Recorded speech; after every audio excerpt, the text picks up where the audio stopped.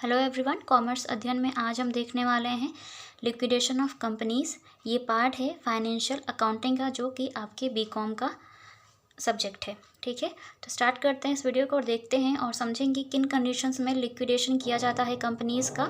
Liquidation means यहाँ पर मतलब है कंपनी का समापन करने से, मीन्स जब कंपनी को बंद कर दिया जाता है उस समय से। ठीक है, सो यहाँ पे कुछ एक पॉइंट है, उनको डिस्कस करेंगे ताकि जब हम क्वेश्चन सॉल्व करें तो उसमें ये चीज़ें आपको पता हो कि क्या हैं ये चीज़ें। ठीक है, और किस तरह से इसका ट्रीटमेंट किया जाता है कंपनीज़ के लिक्विडेशन के टाइम। तो स्टार्ट करते हैं इस वीडियो को, और अगर मैं आपको अच्छे से समझा पा रही हूँ तो कमेंट सेक्शन में कमेंट करके ज़रूर बताएं, और ये भी बताएं कि किन टॉपिक्स पे आप चाहते हैं कि मैं वीडियो बनाऊँ। फर्स्ट पॉइंट है यहाँ पर वाइंडिंग अप। लिक्विडेशन का मतलब है सिंपली वाइंडिंग अप होने से। अब लिक्विडेशन कई सारी कंडीशंस में हो सकते हैं, कि बहुत सारी कंडीशंस होती हैं, पर क्या लिक्विडेशन उस कंडीशन में होगा जब उनकी जो सॉल्वेंसी है कंपनी की वो ख़त्म हो जाएगी उसके बाद होगा, या फिर सॉल्वेंसी अच्छी होगी उनकी और उस टाइम भी ख़त्म हो सकता है। तो दोनों ही कंडीशंस में हो सकता है। इंसॉल्वेंट होगी तभी भी हो सकता है, सॉल्वेंट है तभी भी हो सकता है। सॉल्वेंट इंसॉल्वेंट का मतलब है कि सॉल्वेंट तब माना जाता है जब एक कंपनी अपने सभी लायबिलिटीज़ का पेमेंट करने के एबल होती है, तो वो सॉल्वेंट कंपनी होगी।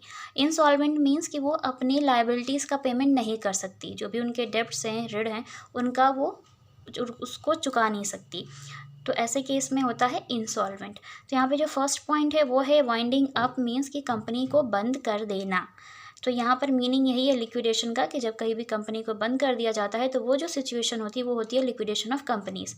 बहुत सारे केसेस में हो सकता है कंपनी हो सकता है कि फिर से स्टार्ट करना चाहे, तो हो सकता है वो अपने बिजनेस को उस टाइम बंद कर दे, उसी नेम से फिर से बिजनेस स्टार्ट करे, या फिर वो किसी दूसरी कंपनी के साथ जाकर के मर्ज हो जाए और जो पहली कंपनी है वो बंद हो जाए अमलगमेशन के टाइम। तो कई सारी कंडीशंस होती हैं जब वाइंडिंग अप हो सकता है। अब बात करते हैं types of liquidation of companies की। तो यहाँ पर टाइप्स ऑफ लिक्विडेशन कई सारे की, एक होता है वॉलेंट्री लिक्विडेशन, मीन्स जब आप अपनी स्वेच्छा से अपनी मर्जी से अपनी कंपनी को बंद करना चाहते हैं तो आप कर सकते हैं। तो वो हो सकता है मेंबर्स के बेसिस पे एंड क्रेडिटर्स के बेसिस पे। ठीक है, सेकेंड है कि जब आप कंपल्सरी तरीके से कर देते हैं वाइंडिंग अप अपनी कंपनी को, मींस कोर्ट के थ्रू, तो ये सारी चीज़ें हैं। या फिर आप एक स्पेशल रेजोल्यूशन पास करके कर सकते हैं। स्पेशल रेजोल्यूशन मींस यहाँ पर मतलब है एक विशेष तरह के प्रस्ताव से, जब कभी भी आप एक प्रस्ताव कोर्ट में भेज देते हैं कि हम अपनी कंपनी को बंद करना चाहते हैं, तो उस रेजोल्यूशन के माध्यम से भी जो भी कार्यवाही होती है, प्रोसीजर होता है, वो किया जाएगा और कंपनी को बंद कर दिया जाएगा। ठीक है, अब बात करते हैं लिक्विडेटर कौन होता है। तो जब कहीं भी कंपनी को समाप्त करने की बात आती है, उसे बंद करने की बात आती है, लिक्विडेशन ऑफ कंपनीज का टाइम होता है, उस केस में जब कहीं भी ये प्रस्ताव आप पारित करते हैं, रिजोल्यूशन पास करते हैं, तो उस टाइम पे जो कोर्ट है वो एक लिक्विडेटर हायर करता है। या तो वो एक सरकारी बंदा होगा, या फिर अगर स्वेच्छा से आप कर रहे हैं, अपनी मर्जी से कर रहे हैं कंपनी का समापन, तो जो मेंबर्स हैं वो हायर करेंगे इस बंदे को। या फिर अगर क्रेडिटर्स के थ्रू हो रहा है तो क्रेडिटर्स हायर करेंगे किसको, लिक्विडेटर को। लिक्विडेटर वो पर्सन होता है जो पूरी कंपनी की जो एसेट्स होती है उसको कलेक्ट करता है, उसकी पूरी वैल्यू को पता करता है कि इतनी एसेट्स है तो कितने रुपए की होगी, और फिर उस एसेट्स को बेच करके लायबिलिटीज़ का पेमेंट करने का काम करता है, और वो होता है लिक्विडेटर, जो पूरी रिस्पॉन्सिबिलिटी उठाते हैं। अब बात करते हैं लिक्विडेटर रेमुनरेशन की। तो जो लिक्विडेटर रेमुनरेशन होता है ये भी पहले से फिक्स्ड होता है। मैं इस वीडियो में आपको ये चीज़ें शॉर्ट में इसलिए बता रही ताकि आपको इन वर्ड्स की मीनिंग पता हो जाए, और फिर हम इसको डिटेल में अच्छे से समझें कि कब स्पेशल रेजोल्यूशन पास होता है, कितने दिन में नोटिस दे देना चाहिए, लिक्विडेटर को किस तरह से अपॉइंट किया जाता है, उसकी नोटिस किसको कब और कितने टाइम पर देनी चाहिए, लिक्विडेटर का रेमुनरेशन किस तरह से फिक्स्ड होगा, किसके बेसिस पे उसे रेमुनरेशन पे किया जाएगा, ये सारी चीज़ें। ठीक है, नेक्स्ट पॉइंट है यहाँ पर डिक्लेरेशन ऑफ सॉल्वेंसी।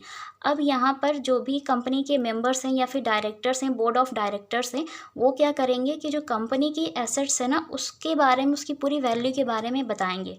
किसके आधार पर, बैलेंस शीट के आधार पर, या फिर प्रॉफिट एंड लॉस अकाउंट या इनकम एंड एक्सपेंडिचर अकाउंट के आधार पर, कि इतनी एसेट्स है बिजनेस की, इतनी इनकम है और सॉल्वेंसी है हमारे पास, मीन्स उनके पास इतनी शोधन क्षमता है कि वो अपने ऋणों का भुगतान कर सकते हैं, वो अपने सभी डेब्ट्स का पेमेंट कर सकते हैं। तो ये होती है सॉल्वेंसी, जब वो कर सकते हैं पेमेंट, इतनी ज़्यादा होती है उनके पास। और अगर कुछ अमाउंट बच जाता है तो उसे बाद में जो भी डायरेक्टर्स होते हैं, कंपनी के शेयर होल्डर्स होते हैं, उन्होंने जितनी कैपिटल कंट्रीब्यूट की थी उस रेशियो में उस एक्स्ट्रा अमाउंट को डिस्ट्रीब्यूट कर लेते हैं आपस में, जो भी सरप्लस अमाउंट आएगा। मींस सारे एक्सपेंसेस, सारी लायबिलिटीज़ का पेमेंट करने के बाद जो अमाउंट बचेगा उसे आपस में डिस्ट्रीब्यूट कर लेते हैं। बात करते हैं यहाँ पर हम एसेट्स रियलाइजेशन की। तो जो भी एसेट्स होंगी बिजनेस की उसे बेचा जाएगा और बेच करके जो अमाउंट रियलाइज होगा उस अमाउंट से जितनी भी डेब्ट्स हैं, आपकी लायबिलिटीज़ हैं, उनका पेमेंट कर दिया जाता है।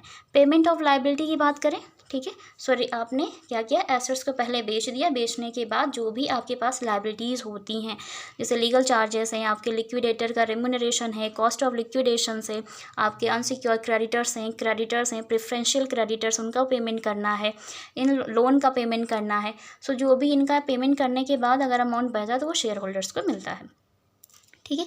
शेयर होल्डर्स की बात करें तो preferential shareholders and equity shareholders. So अगर अमाउंट बचता है तो सबसे पहले किसको दिया जाएगा, शेयर होल्डर्स में प्रेफरेंशियल शेयर होल्डर्स को अमाउंट पहले पे किया जाएगा। उसके बाद अगर अमाउंट बचता है तो वो इक्विटी शेयर होल्डर्स को दिया जाता है।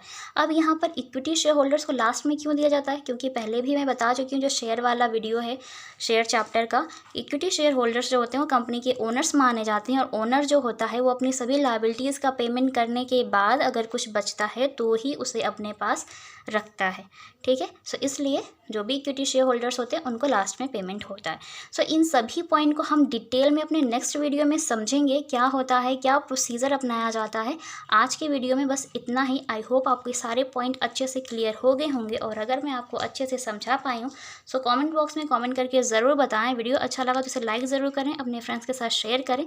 चैनल पर नए विजिटर हैं तो चैनल को सब्सक्राइब ज़रूर कर लें और बेल आइकन को प्रेस कर लें ताकि आपको आने वाले वीडियोज़ की नोटिफिकेशंस मिलती रहे।